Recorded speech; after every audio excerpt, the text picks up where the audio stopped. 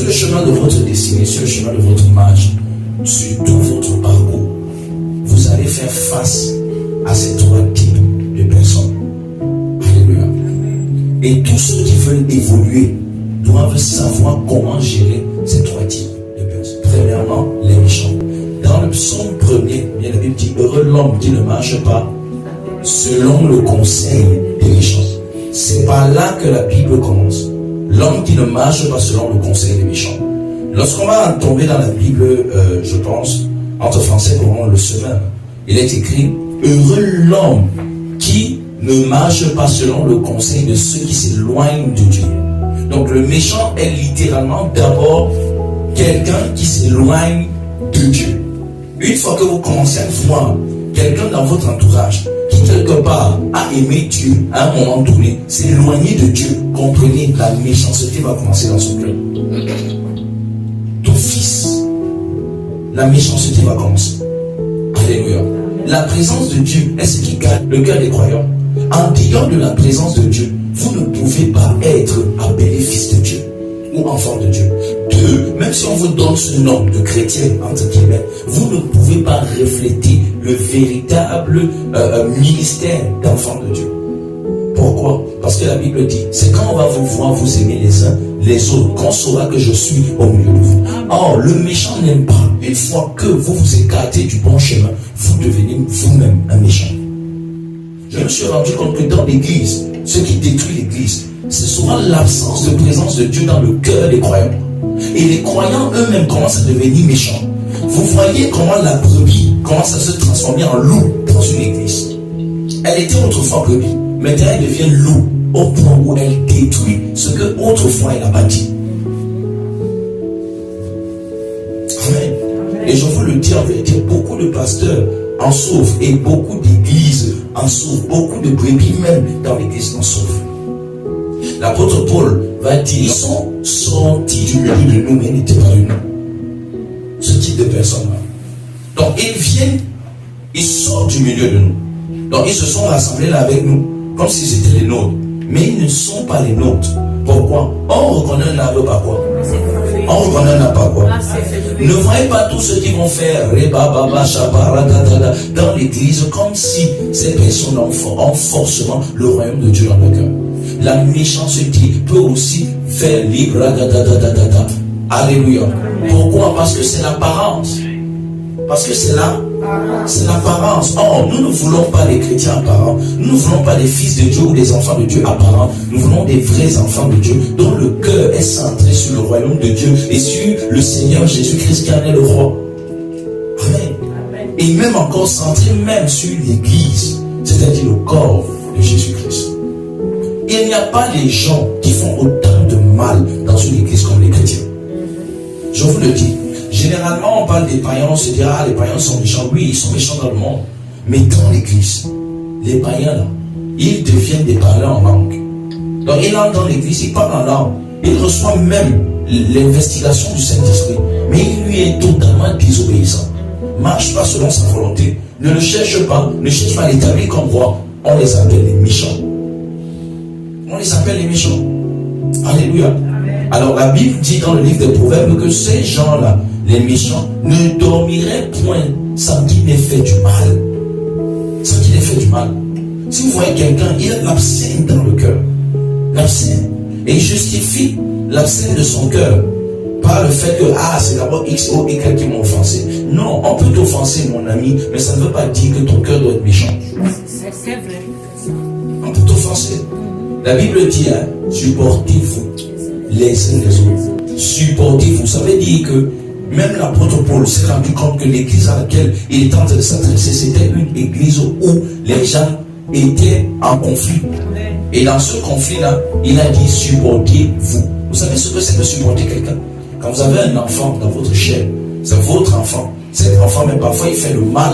Vous voulez le corriger, n'est-ce pas? Mais est-ce que vous allez le jeter? Vous n'allez pas le jeter. C'est aussi ça, être celui à supporter quelqu'un. Mais à l'église, vous allez voir, dans des églises, comment est-ce qu'il y a des divisions. Amen. Et je vous le dis, et c'est pour cette raison que je vous dis la vérité. Ne regardez pas les gens parce qu'ils parlent en langue. Ne regardez pas et ne considérez pas les gens parce qu'ils prophétisent. Ne Ne considérez pas les gens parce qu'ils entendent la voix de Dieu, parce qu'ils vont dire Dieu m'a dit. Non, c'est le fruit d'une personne qui doit vous intéresser. Amen. Quels sont les résultats de la vie de cette personne? Amen. Comment cette personne gère les conflits? Comment cette personne gère les problèmes, les difficultés? Comment cette personne gère? Si elle vise à détruire, alors elle est méchante. Et la méchanceté ne dépend pas forcément de l'absence du Saint-Esprit. Quelqu'un peut avoir le Saint-Esprit en lui, mais lui être totalement rebelle. Être même plus rebelle même que les fils de la rébellion. Les méchants. Les méchants sont les personnes que vous allez rencontrer sur votre chemin, je vous le dis. Dans vos lieux de service, vous allez les rencontrer. À l'église, vous allez les rencontrer. Dans les territoires d'administration, même dans vos familles, vous allez les rencontrer. Les méchants. Oui, ça peut même être dans votre sang. Les gens n'aiment pas quand on parle comme ça, parce qu'on dit, les églises divisent les familles. Mais c'est faux. Les églises ne divisent pas les familles. Les églises révèlent la vérité. Les églises révèlent la vérité. Alléluia. Amen. Alors, qu'est-ce qui peut faire en sorte qu'un homme soit autant méchant? C'est l'absence de Dieu dans son cœur. Lorsqu'un homme n'a plus de communion avec Dieu, il devient méchant. Lorsqu'une femme n'a plus de communion avec Dieu, elle devient méchante. Elle devient méchante. Nous avons besoin de faire, d'avoir la sagesse pour savoir faire face à cette catégorie de personnes. D'accord? Amen. La deuxième catégorie de personnes qui sont très dangereuses pour votre destinée et que vous allez rencontrer sur votre chemin de destinée, ce sont les égoïstes. Vous savez, quand vous rencontrez dans votre vie, vous allez marcher, je vous dis, vous allez cheminer, quelques-uns d'entre vous, vous allez me rencontrer cette catégorie de personnes, des égoïstes. Vous pouvez avoir une relation, c'est un homme qui vient vous aborder, mais l'égoïste. Amen. Une personne peut même venir avec des dons, des cadeaux pour vous offrir, mais dans l'égoïsme. Alléluia. Alors, comment fonctionnent les égoïstes? Les égoïstes sont des personnes qui veulent quelque chose. Et ce qu'ils veulent là, ils veulent tellement l'atteindre qu'ils s'en foutent de qui tombe quand ils veulent l'atteindre. Amen. Ils s'en foutent du mal qu'ils peuvent causer aux gens. L'essentiel, c'est qu'ils les atteignent. Amen.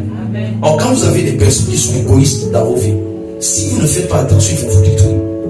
Et je vous le dis, le monde est plein de ce type de personnes. Les églises aussi. Vous voyez des gens dans des églises, ils n'arrivent pas à s'entendre, tout simplement pourquoi? L'égoïsme.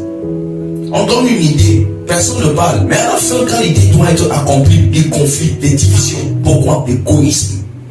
L'égoïsme dans les églises. L'égoïsme. Amen. Ce sont des personnes très dangereuses, je vous dis. Lorsque quelqu'un est égoïste, il devient ambitieux. Et une personne qui est ambitieuse utilise les autres pour devenir égoïste. Utilise les autres. Amen. Parfois vous les voyez, ils vous font du bien, mais ce sont eux qui disent le bien qu'ils vous ont fait plus tard. Amen. Oh, tu vois la chaussure, le pasteur à la porte, c'est moi qui lui ai acheté ça. Ah, tu vois le cabas que la salle a, c'est moi qui lui ai donné. Des égoïstes. Pourquoi? Parce qu'il faut qu'on sache que ce sont eux qui ont fait caca.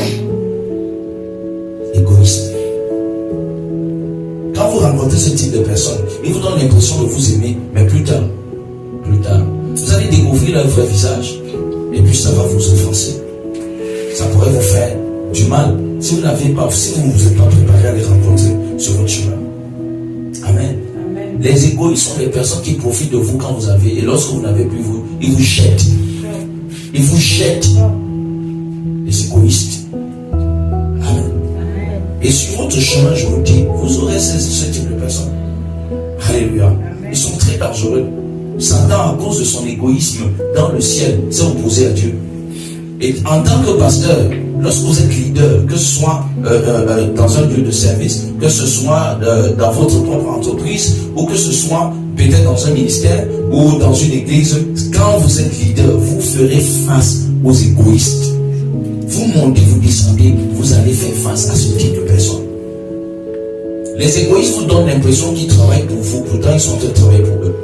Ils sont en train de bien semer, comme quelqu'un va dire, je nourris la poule. Pour faire quoi plus tard? Pour la manger. Alors il y a des personnes qui prennent soin de vous seulement pour vous détruire après. Et si vous ne savez pas ça, quelques temps plus tard, quand ça va arriver, vous allez vous poser la question, mais où sont-nous? C'est ce type de personnes qu'on retrouve dans les églises.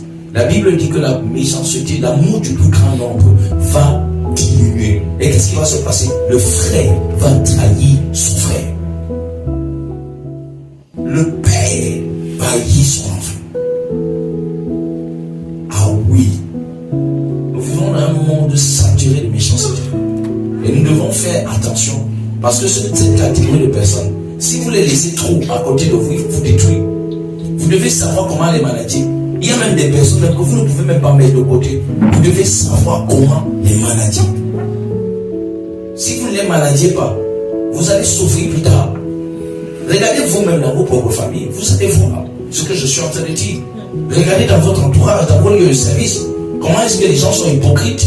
Ils travaillent comme des serpents. Il est là auprès de toi, te donne l'impression de t'aimer. Mais plus tard, c'est la même personne qui te fait des coups bas derrière. Amen. Alors c'est pour ça que Jésus a dit, soyez rusés. La ruse dont on parle là, c'est la sagesse. Alors s'il vous plaît, préservez-vous, gardez-vous. Amen. Maintenant dans l'église, le loup n'est plus seulement celui qui prend l'apparence du faux prophète. Le loup maintenant dans l'église, c'est aussi le méchant. Le loup maintenant dans l'église, c'est l'égoïste. Vous pouvez travailler avec quelqu'un pendant un bon bout de temps.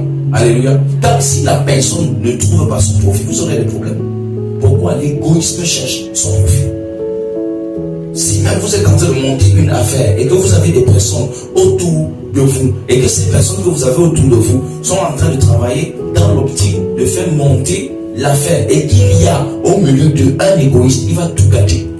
Parce qu'il va chercher à manger maintenant, se disant que l'argent entre. Pourtant, rien n'entre.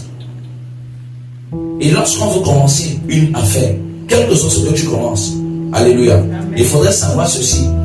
Maudit soit la nation dont le prince mange tôt le matin. Vous savez ce que ça veut dire? Ça veut dire que lorsque le prince, celui qui est établi en prééminence, en autorité, a une entreprise et que les premiers trucs qui entrent, il prend ça, il mange. Il n'aura aucune évolution. C'est pour ça qu'on dit maudit cette nation. Maudit cette nation. Vous pensez que notre nation, pourquoi elle est comme ça? Parce que les princes ont mangé tôt le matin. Aujourd'hui, les pères ont mangé les raisins, les dents des enfants sont cassées. Dans cette propre nation. Et c'est ça qui arrive dans nos familles, dans nos maisons, dans nos églises. Les mêmes choses. Amen. Et plus personne ne veut se remettre en question. Pourquoi? Parce que tout le monde veut gagner. Tout le monde veut gagner. Il y a personne qui travaille véritablement pour le Seigneur. Tout le monde veut que non, moi ma vie doit changer, ma vie va avancer. Quand ma vie va... C'est pour ça que les hommes, certains entre guillemets, certains hommes qui sont appelés entre guillemets hommes de Dieu, ils ont opté pour arnaquer les gens de l'église. Pourquoi? Parce que quand la bébé va venir, elle te prend 5 heures de temps pour que tu la consultes et tout. Après pour partir, tu te dis merci. Tu regardes tes 5 heures de temps. Quand une autre vient, tu dis consultation, maintenant 10 000. Une autre personne pour rien vient payer le prix de quelqu'un qui est accusé de l'homme de Dieu. Vous voyez comment des gens arrivent, oh homme de Dieu, prie pour moi, j'ai des centaines de millions qui sont bloqués. Lorsque ça va s'ouvrir, je vais faire ceci pour l'église. J'avais dit, je n'y crois pas à cette qualité de promesse. Parce que quand quelqu'un voit, généralement lorsqu'on veut donner à un homme de Dieu ou à quelqu'un, on guette d'abord et on regarde, est-ce que cette personne même vaut ça? Est-ce qu'elle mérite même ça? Oui. Amen. Amen. C'est ce que les gens font. C'est ce que les gens font. Les gens estiment que quand on travaille pour eux, eux ils méritent. Mais lorsque nous on doit récompenser ce qu'ils sont censés apporter, nous on ne mérite plus. Voilà ce que les gens pensent. Gloire à Dieu. Alors nous devons faire attention aux égoïstes. Aux égoïstes. L'égoïste titulise. L'égoïste titulise. Je vous dis, actuellement, quand on regarde les églises, la majeure partie de jeunes que vous voyez ouvrir les églises presque partout là, c'est parce que quand ils sortent de l'église, dans leur cœur, c'est qu'on les a utilisés. Rarement quelqu'un sort de l'église joyeux. Rarement quelqu'un quitte une église, il en paix. La majeure partie du temps, quand quelqu'un quitte une église, c'est qui dit que le pasteur là, il nous a utilisés. Est-ce que vous comprenez? Or, cependant, les pasteurs les utilisent aussi. Moi, je vous ai dit que je vous dirai toujours la vérité. Et avant que vous ne veniez dans cette église, j'avais déjà fait l'alliance avec la vérité. Amen. Amen. faisons attention à ce type de personnes. Que ce soit dans les entreprises, que ce soit dans les maisons, que ce soit dans les familles, peu importe, faisons attention. L'attention dont je suis en train de dire, ce n'est pas forcément de les écarter, mais de savoir comment vivre avec eux. C'est de savoir comment vivre. Il te faut beaucoup de sagesse pour savoir comment manager ce type de personnes autour de toi. Alors si tu regardes un peu, tu fais un peu une introspection, et tu regardes un peu autour de toi, tu vas toi-même voir cette qualité de personnes. Et parfois les égoïstes, quand ils font leur égoïsme là, ils pensent qu'ils sont bandits et que personne ne les voit. Troisième catégorie de personnes, troisième type de personnes, ce sont les naïfs et les ignorants. Il faut faire attention à ce type de personnes. Les naïfs et les ignorants sont une catégorie de personnes dont, parce qu'ils ne savent rien, donc ils sont ignorants, ils sont naïfs, on peut les emballer facilement dans des conflits qui ne les concernent pas. Et au point où c'est même eux-mêmes maintenant qui prennent eux-mêmes le problème plus que ceux qui ont le problème. Et ce sont eux qui finissent toujours par mourir au milieu des problèmes des gens.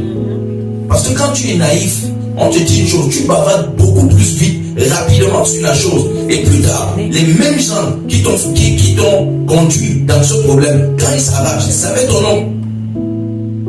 Les naïfs détruisent.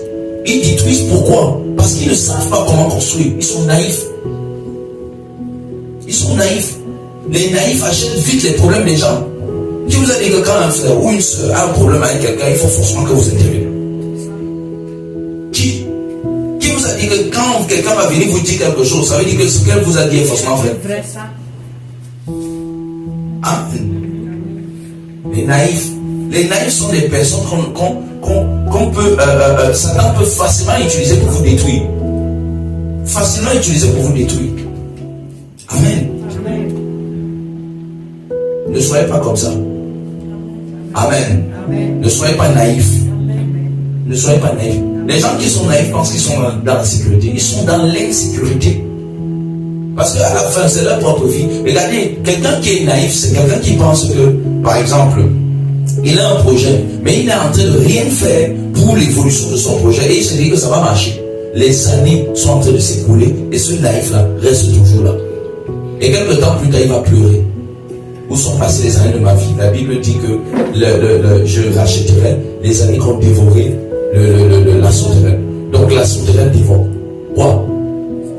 Or, comment on parle d'années? Comment une sauterelle peut dévorer des années? Tout simplement parce que c'était le fruit de leur travail. Ils ont travaillé au champ pendant longtemps. La sauterelle est venue dévorer tout le champ. Quelqu'un qui est naïf, c'est une personne qui est très dangereuse. Et le problème avec les naïfs, c'est que les naïfs n'aiment pas apprendre. Parce qu'ils sont ignorants. Ils n'aiment pas. Parce qu'apprendre est dur. Apprendre demande du temps. Apprendre demande du sacrifice. Apprendre demande de la fermeté. Amen. Amen. Amen. Mais si vous avez des naïfs, on vous tue. La plupart de personnes à l'église qui font du mal au cœur des pasteurs et qui rendent les pasteurs des loups, ce sont des naïfs. En dehors des méchants et des égoïstes. Les naïfs, parce que le naïf est là, il fait quelque chose qui n'est pas correct et il rit. Et tu prêches, il dit Amen. Le naïf. Et toi, tu es là sur l'autel. Si tu n'es pas un pasteur converti, tu finis. On va te finir. Alléluia. Le naïf est là. Quand lui, il est là, son amène, c'est pour l'autre. Les naïfs sont dangereux. Très dangereux.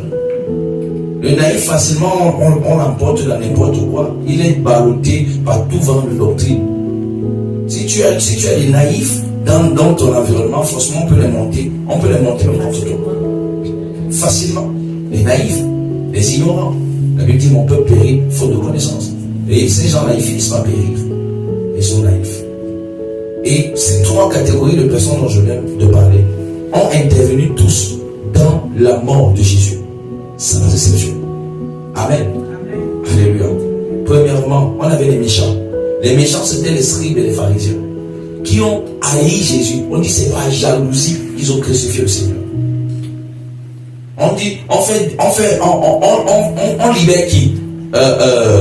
Barnabas ou Jésus? Ils disent Barnabas, un meurtrier. un assassin, quelqu'un qu'eux-mêmes ils ont d'abord voulu condamner. Il a même à condamner. Amen. Mais par jalousie sur Jésus, parce que les méchants sont jaloux. Les méchants sont trop jaloux. Et leur jalousie, je vous dis, méfiez-vous de toute personne qui a la capacité de pouvoir contrôler quelqu'un jusqu'à lui faire entrer dans des inimitiés inutiles. Amen. Cette personne, elle te prend, elle te montre pendant 1 an, 2 ans, 3 ans. Tu vas te, même, j'ai dit, là-bas, je suis même allé me traiter. La personne là te montre en 3 jours. Tous les jours, elle t'appelle pour le même problème. Elle te raconte la même chose sur les mêmes gens. Toi, tu n'as aucun problème avec ces gens. Mais on te traîne dans une affaire qui... Amen. Ne soyez pas naïfs dans la vie. Amen. Sinon, c'est les méchants pourraient venir détruire vos vies. Amen. Soyez prudents. Soyez prudents. Oui, le discernement, c'est aussi la prudence. Amen. Le discernement, c'est aussi la prudence. Les naïfs.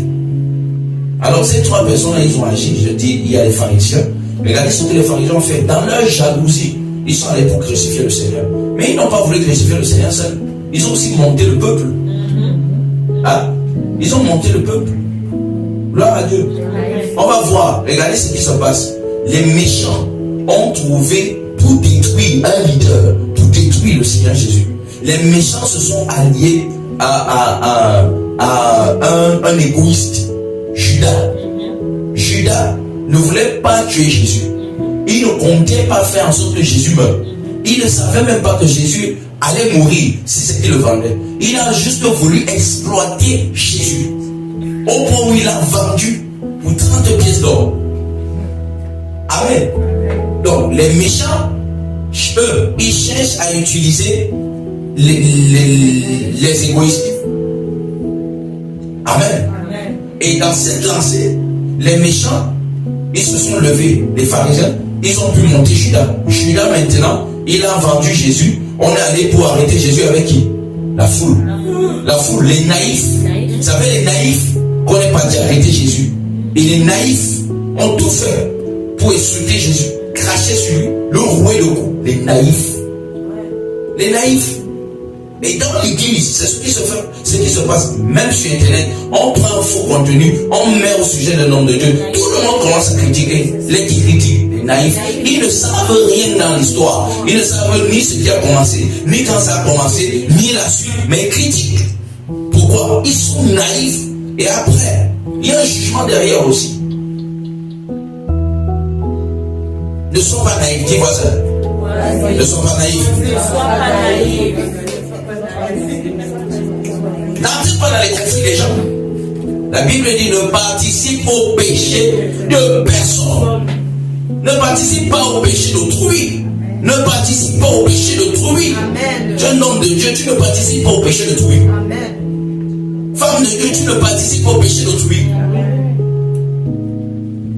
Moi je vous dis, dans les églises, les gens se lient pour faire des clans de haine. Pour haïr. Et tout le monde dit Amen, gloire à Dieu, Alléluia. Et quand on va venir faveur, tout le monde Amen. Oh. Pourquoi? Et j'ai remarqué, celui qui fait le mal croit tellement qu'il est juste et correct, qu'il oublie même lui-même ses propres bavures. Amen.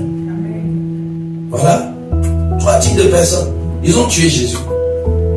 Ils ont fini par voir le juste. Mais j'ai une question. Et si alors, quand ils tuaient Jésus là, l'humanité n'était pas sauvée, qu'est-ce qui allait se passer? Si Dieu n'avait donc pas utilisé leur plan pour apporter le salut à l'humanité, bon maintenant, Jésus a même déjà sauvé l'humanité, mais toi donc, si les 3 types de personnes là se lèvent contre toi, Amen. Qu'est-ce que Dieu sauvera à travers ta mort à toi? Rien. Alors fais à. La Bible dit veille à ce que aucune rapine n'empêche, aucune absence ne soit dans un cœur pour empêcher au sein de pouvoir bénéficier de la grâce. Donc la sainte, les rapides. Et je vous dis, quand Satan veut déjà détruire un ministère, une église ou une famille, il va créer des conflits inutiles par des personnes qui ont déjà fui Dieu depuis très longtemps.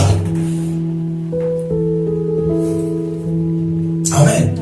Et je dis encore, c'est pas le fruit qu'on reconnaît là.